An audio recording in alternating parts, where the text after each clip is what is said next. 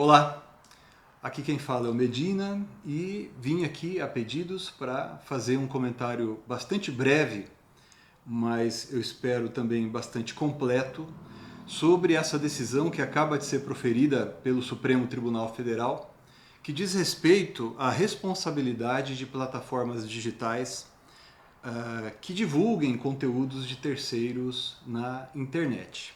Em primeiro lugar, de onde veio este caso?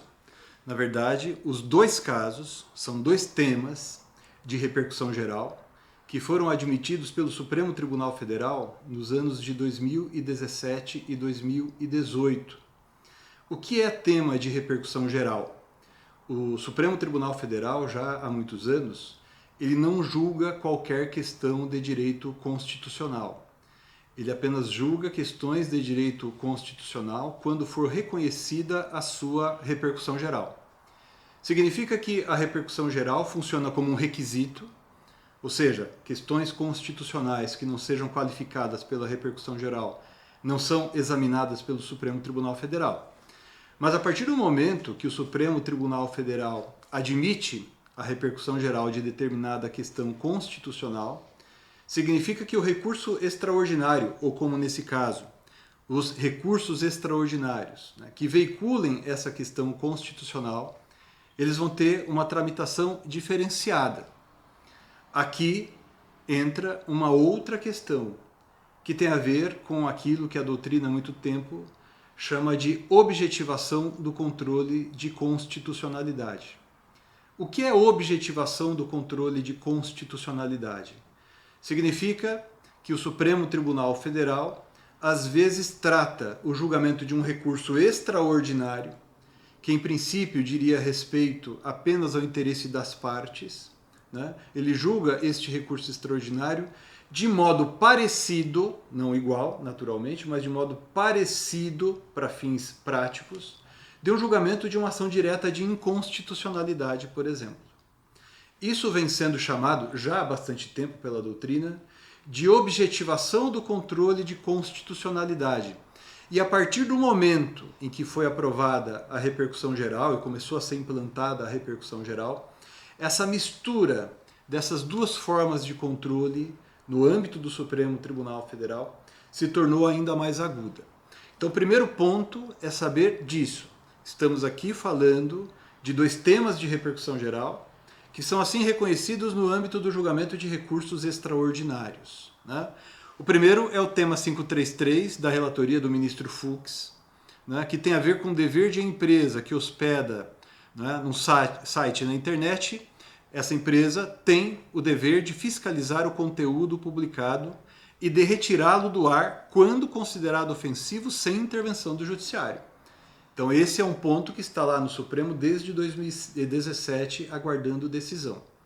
No ano seguinte, 2018, chegou um outro caso, que deu ensejo ao surgimento do tema 987 da repercussão geral, que é da relatoria do ministro Toffoli.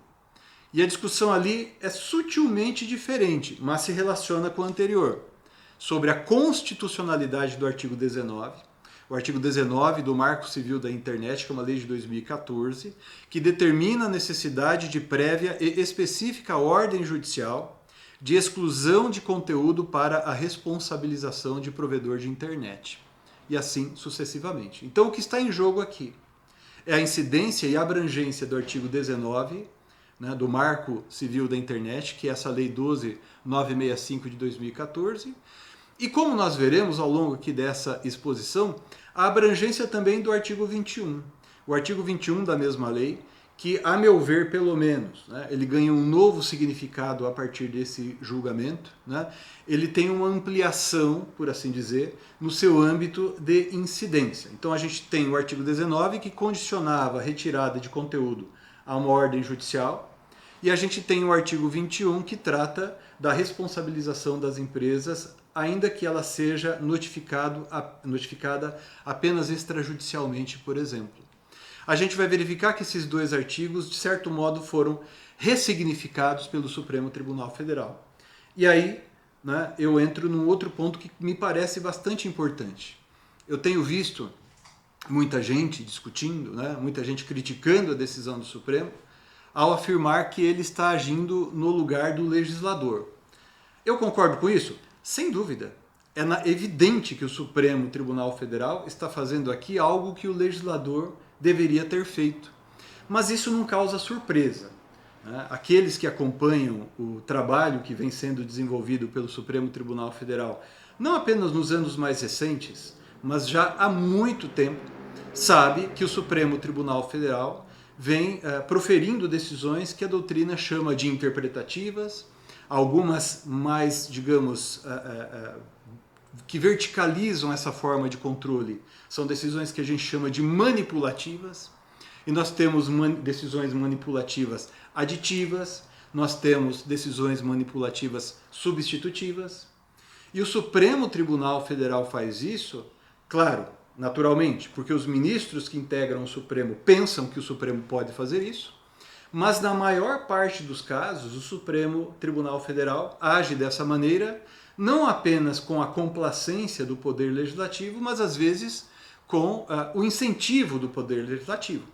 Exemplo disso aconteceu, né, com a lei que disciplina o mandado de injunção, a lei no número 13.300, que, de certo modo, significou, pelo menos do meu ponto de vista, um reconhecimento legislativo por parte do Congresso Nacional quanto à ampliação dos poderes do Supremo Tribunal Federal.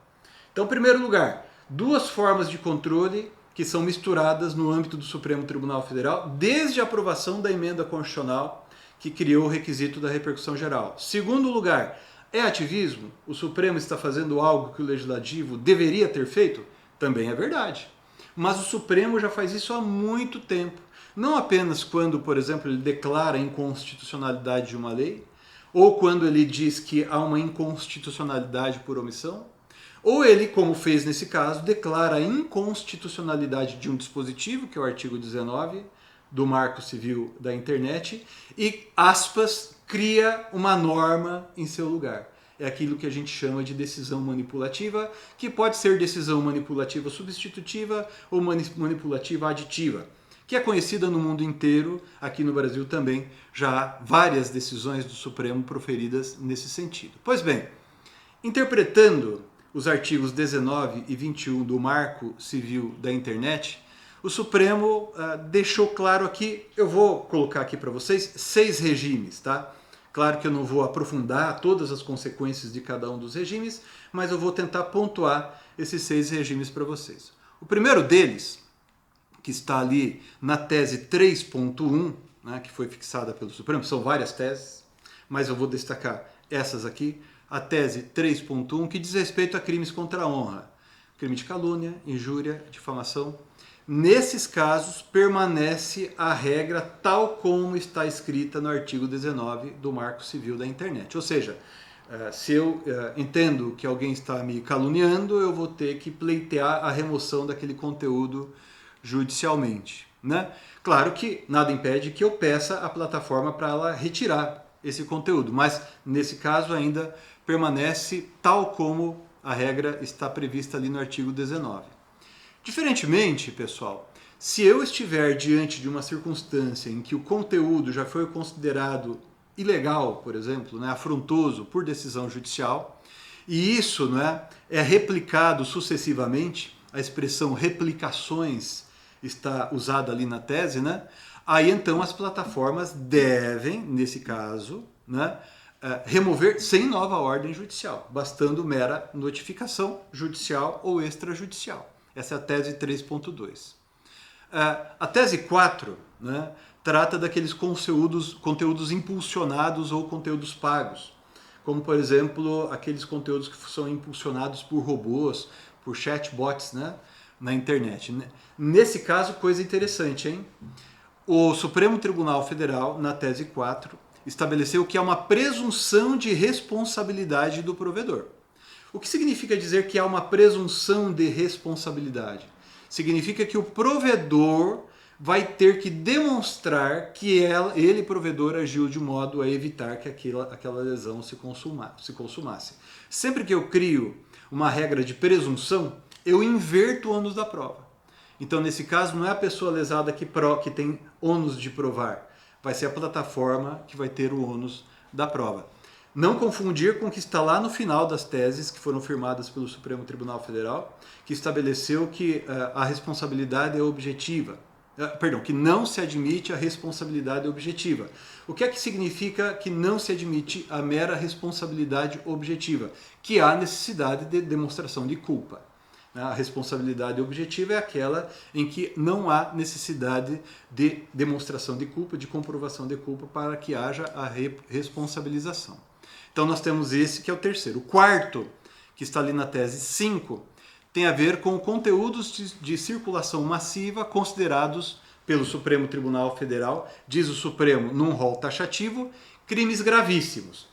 Essa tese, que é a tese 5, é bastante longa, eu não vou ler tudo aqui, mas basicamente estão referidos ali aqueles crimes que são atos democráticos considerados crimes pela lei penal, crimes de terrorismo, incitação ao suicídio, discurso de ódio racial, religioso contra mulheres, pornografia infantil, crimes sexuais contra vulneráveis, tráfico de pessoas. Nesses casos, né, a plataforma tem o dever de remover imediatamente o conteúdo ilícito. Né? Ou seja, nesse caso, mesmo que não haja qualquer ordem judicial, qualquer decisão judicial, sob pena de a plataforma responder civilmente. Nesse caso, percebam que o Supremo Tribunal Federal ampliou o âmbito de incidência do artigo 21 do Marco Civil da Internet.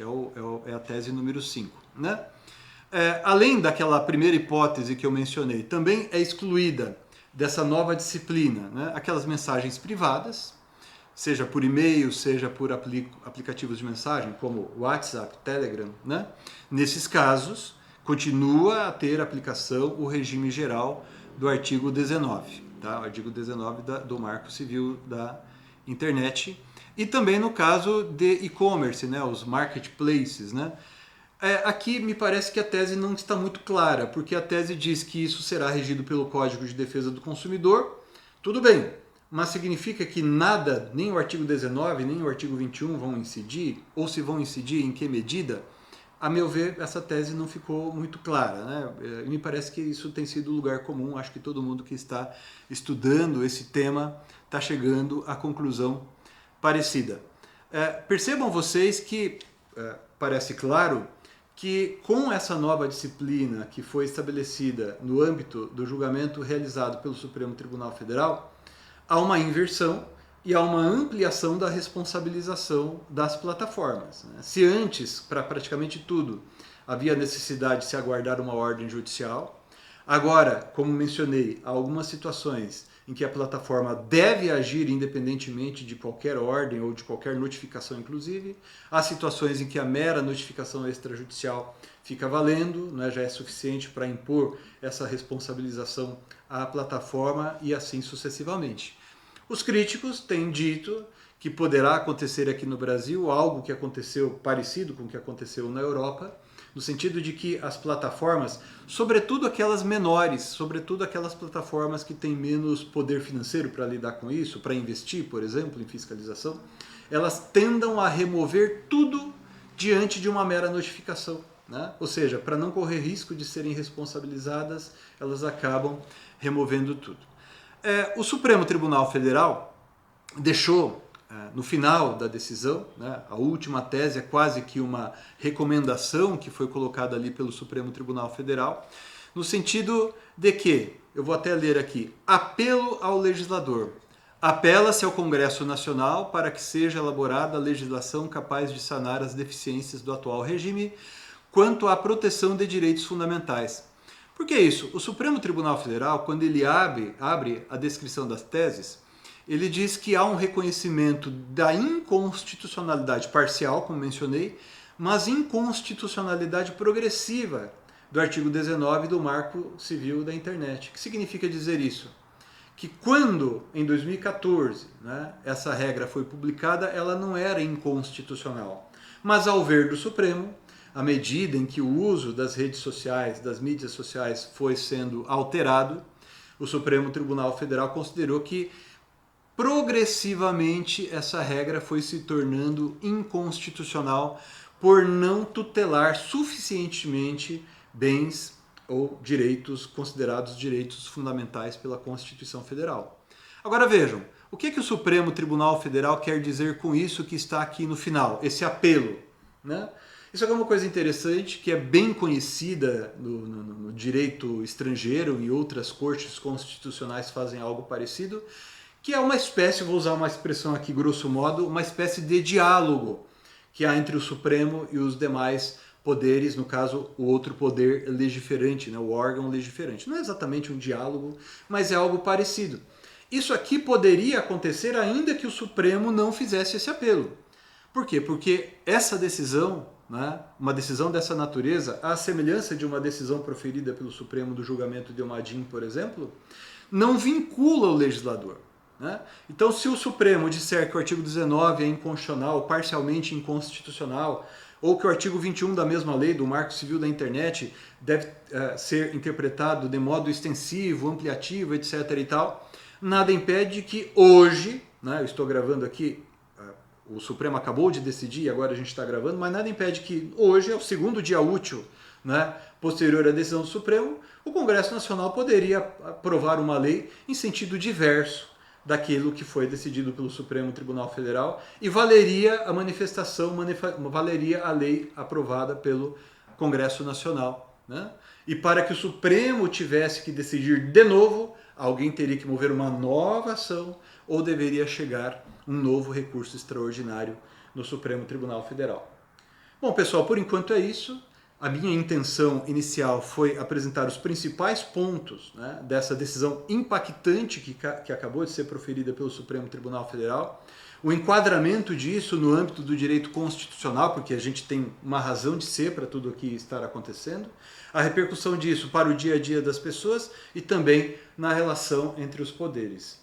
Se tiver ficado algum ponto, alguma dúvida que eu ainda não aprofundei aqui neste vídeo, por favor, coloque aí no seu comentário que eu vou responder nos comentários mesmo, ou a gente pode gravar um novo vídeo com novas explicações a respeito.